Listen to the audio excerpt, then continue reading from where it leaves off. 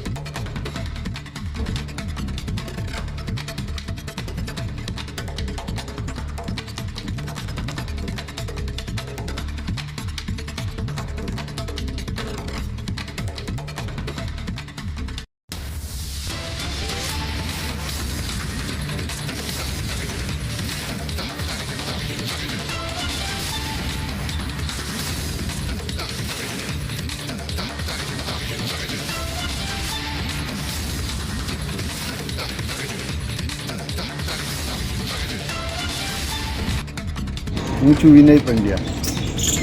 મારો અને સેજલબેનનો આજથી અમદાવાદની ગુફા આર્ટ ગેલેરીની અંદર પેઇન્ટિંગનું એક્ઝિબિશન સ્ટાર્ટ થાય છે, જે રવિવાર સુધી 3 તારીખ સુધી ચાલવાનું છે. સેજલબેને અશ્વ ઉપર અને દીપડા ઉપર પેઇન્ટિંગમાં, સ્કલ્પચરમાં અને મ્યુરલમાં કામ કર્યું છે. ઓઇલ એન્ડ કેનવાસ ઉપર અશ્વના ખૂબ સુંદર પેઇન્ટિંગ બનાવ્યા છે. દીપડાનું એકદમ આબેહૂબ ચિત્ર બનાવ્યું છે. તો મેટલની અંદર એને અલગ અલગ પ્રાણીઓ લીધા છે. કૃષ્ણ લીધા છે, ગણેશજી લીધા છે, ઘોડાઓ લીધા છે, દીપડા લીધા છે, હરણ લીધા છે. તો એ અશ્વને ખૂબ માને છે. સૂર્યરથમાં પણ અશ્વ હોય છે, પ્રગતિનું પ્રતીક તરીકે પણ અશ્વ હોય છે. જે ઉર્જા હોય છે, ઉર્જાના પ્રતીક તરીકે પણ અશ્વ હોય છે. એટલે એવા એ અશ્વને વધારે માને છે અને અશ્વ ઉપર કામ કરે છે. ત્યારે મેં શિવ તત્વ ઉપર, પંચતત્વ ઉપર મારા ચિત્ર તૈયાર કર્યા છે. મારી આધ્યાત્મિક જર્નીની અંદર જે પણ મેં કંઈ મેળવ્યું છે એના પરિણામ રૂપે મારું સર્જનમાં એ બધું દેખાઈ આવે છે કે મેં શું મેળવ્યું છે. એટલે મારા ચિત્રોની અંદર એક રંગો પણ આધ્યાત્મિકતા દર્શાવે છે અને આકારો, એના વિષયો એ પંચતત્વ અને શિવ તત્વ ઉપર આપને જોવા મળશે. મારું નામ સેજલ છે. હું છેલ્લા 30 વર્ષથી ડ્રોઈંગ્સ, પેઇન્ટિંગ્સ, મ્યુરલ્સ, સ્કલ્પચર્સ બધું બનાવી રહી છું. અને આ વખતે મેં અશ્વ યાની કે હોર્સીસ ઉપર મારા પિક્ચરની ટોપિક મેં રાખી છે. એ સિવાય પણ ઘણી બધી વસ્તુઓ મેં બનાવી છે.